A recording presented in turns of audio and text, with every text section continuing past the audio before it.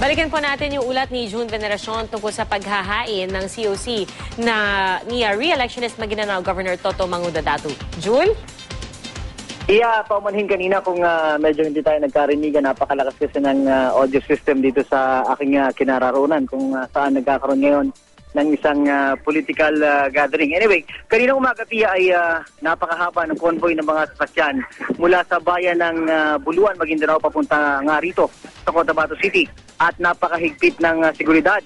Nagkalat ang mga sundalo sa kalye at nakadeploy din ang mga tangke. Paano ba naman? Kasama sa convoy si Governor Ismael Toto Mangudadatu na naghain na ngayon ng kanyang Certificate of Candidacy bilang re-electionist governor ng lalawigan ng Maguindanao. Matatandaan noong 2090 ay mag-hain sana ng COC ang asawa ni Mangudadatu para sa kanya. Pero nauwi nga ito sa malagim na massacre sa bayan ng Ampatuan.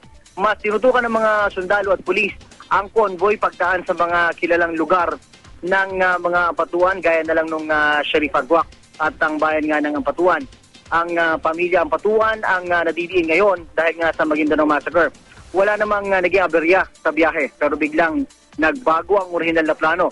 Dapat daw sana ay dadaan muna sa massacre site bago maghain si Mangudadatu ng kanyang COC. Pero di na muna ito natuloy. Matapos ang mahigit 2 oras, nakarating din ang grupo sa opisina ng COMELEC sa Cotabato kung saan inihain nga ang COC ni Mangudadatu.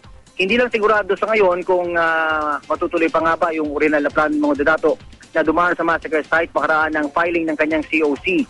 Makakaharap ni Mangudadatu sa eleksyon ang dati niyang kaalyado, si Sultan Kudarat Mayor Tukaw Mastura. Sabi ni Mastura, sinuportahan niya si Mangudadatu noong 2010. Ngayon, siya naman daw ang magpapabagsak dito.